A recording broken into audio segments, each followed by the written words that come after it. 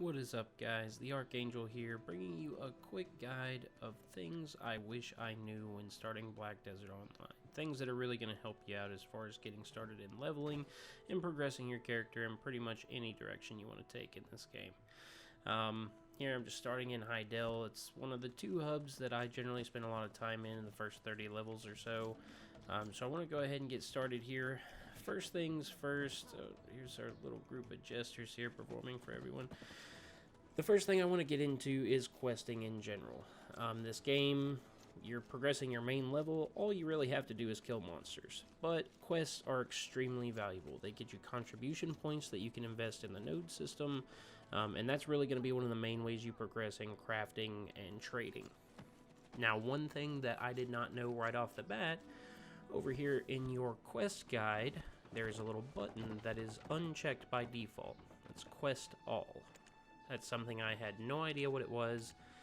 Initially, I played on the Russian servers, so I really didn't get a good translation of what it was. But you need to make sure that is checked immediately. As soon as you get in the game, you're starting in Olvia Town, make sure you get that checked. If you don't have it checked, basically what's happening is you are not seeing about 60% of the quests that are going to be available to you. And you have the crafting quests, you know, just side stuff, running errands, anything that's not actually a combat quest or specific or pertains to the story. You're not going to get that. So it makes a huge difference. The next thing I want to get into here is going to be map awareness. You see here these orange dots on your map.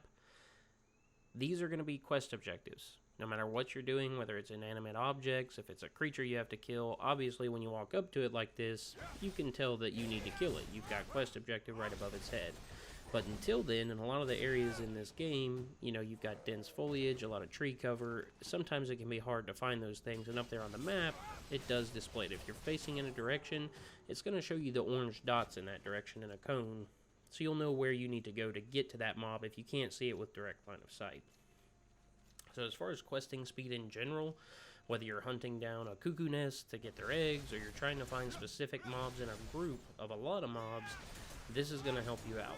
Not to mention stuff like question marks for NPCs that you haven't discovered yet, or exclamation points for possible quests that are either available now or could be available in the future.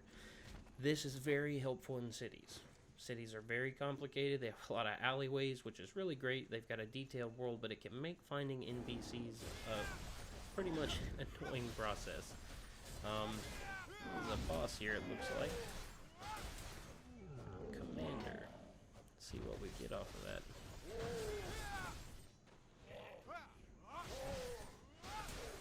Yeah, paying attention to that minimap is going to make a big difference for your speed as far as completing quests in general. It's something I wish I would have known. I didn't know that early on, so it was a little bit of a slow go at first until I got familiar with the game.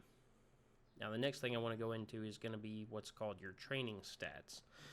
These are something that a lot of people don't even realize. They don't understand why they're not leveling up when they first see it on their profile page here. If I can find it. There we go. Your training stats, your breath, strength, and health. The first one I want to focus on is breath. I don't know why they didn't call it stamina, because that's what it affects. That's basically what it is. As your breath skill levels up, which you can do by running on foot, sprinting helps because it's based on distance traveled. That's how you're going to level it. All you got to do is run around. Simple as that. It's like athletics and ESO. Just run around, hop around, do your dodge rolls.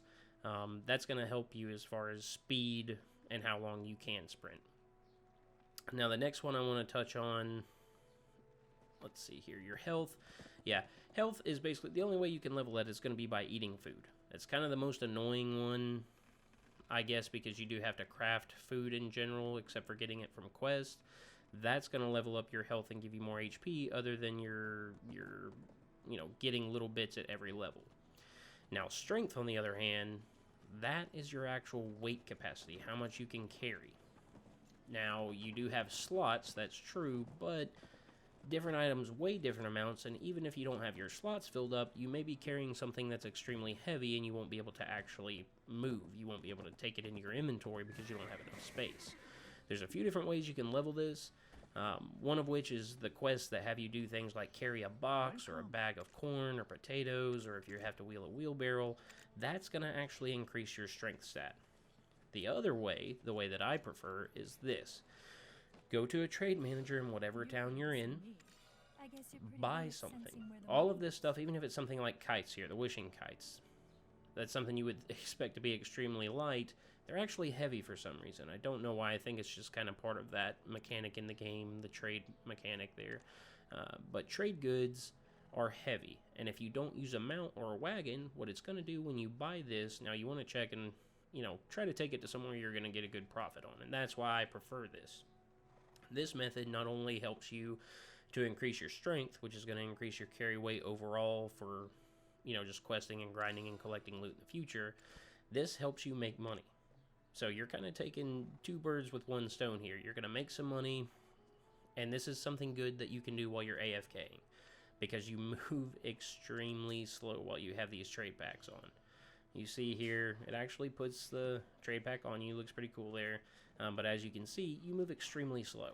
You can sprint, but of course, that's based on your stamina level, how long you can do that. And it's still not going to be as fast as if you didn't have this pack. So you can't mount up with it. You're going to have to walk on foot. But what you'll do is just go to the town that you pick that you're going to make the most profit in, or just wherever you want to do it to, honestly, for however long you want to walk to try to level up your strength. Go to the trade manager in that town and sell the stuff. And then if you want to do it back and forth, I mean, that's a good way to make money and level your strength at the same time. And you can see here where I'm starting out, it doesn't get you, there's no real way to level it fast. That's unfortunate. But this, in my opinion, is the most productive way to do it. You see here, we've kind of jumped forward in the video, and now I'm at Velia. You can see how much it's progressed up the bar. You'd think it would be a little bit more with how far I just ran, but it is what it is. You get the experience, and you're also going to make money off of selling this stuff for a profit. You get a distance bonus, and then if you go ahead and bargain, you'll make even more. I will be going into detail on that on a node video, in depth on how the node system works. I know that's a little complicated. Now, the next thing I want to go into here is going to be the NPC search function. This is hugely helpful early on. A lot of people they get confused by the world, even with a map that's available, which right now there's a lot of times people are getting glitches at launch where their maps won't open. They don't know how to get around. This solves that problem. You open this up, you click on what type of vendor you want to go to, where you need to go to. Could be storage, to repair, to blacksmith. It's going to create a path to that NPC that you can manually follow or auto run to. Now, that's going to automatically select your closest option for that type of NPC. If you don't want to do that, if there's a specific NPC you want to get to in another town, but you're not familiar enough to actually run there yourself without a map, type in their name, and it's going to do the same thing. It'll pull them up in a list there. You can click to select them, and it's going to create a path here that, if your map's working, you can look and see. But you can auto run there or run manually. But this is the best way to find NPCs, and especially early on when you really don't know where anything is, this is going to help you find all the different NPCs and vendors in the towns that you need to find. Now, the next thing I want to step into is just a way to save you some energy, because I know a lot of people like, if you're like me, you're going to be doing a lot of crafting. You need your energy early in the game.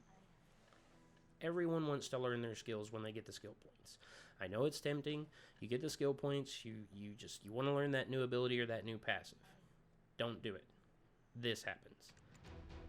In the upper left-hand corner there, you see that energy drop. If you learn a skill without being at a skill trainer, you're spending your energy. I assume they're doing that because, generally self-teaching takes longer, it's harder, not as successful, so it's going to burn energy as a resource to do that. You're paying for the convenience. Now, if you actually go to a skill trainer, it costs nothing but the skill points. And there's a skill trainer in every town, so there's really no reason not to do it.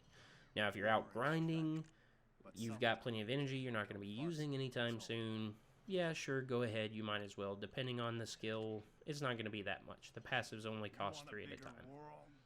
So, early on, while you're moving from one place to the next and you're doing a lot of gathering, your energy is going to be really important to you. You don't want to waste it on this. So, you might as well save the energy and just hit up a skill trainer and do it for free. Next thing, if you're starting in Velia, you come to Velia, it's the first bigger town, you get started doing a lot of production, you make some money doing fishing, you're going to start to collect a lot of money there, and it weighs a lot. If you're carrying a lot of silver, it's going to weigh you down and then prevent you from being able to fill up your inventory or carry a lot of other stuff. So the best way to resolve that, talk to your warehouse vendor there, hit the exchange, switch it to a gold bar. So every 100,000 silver can be a gold bar, and then it's a lot lighter to carry. So you take it to your next town, hit the warehouse vendor again, switch it back into silver. Simple as that. Also, some items you want to keep an eye on. They will be dropping randomly from mobs. You don't want to sell them even though they have a lot of value. Are going to be blackstones, armor blackstones, weapon blackstones, and then your ancient relic shards. You need to keep those. They're going to be useful for you further on in the game. Now that's my guide for things that I wish I knew starting out in the game. If you found this helpful at all, definitely like or subscribe. Hit up my other videos, and I will be putting out more in the future. Until then, catch you next time.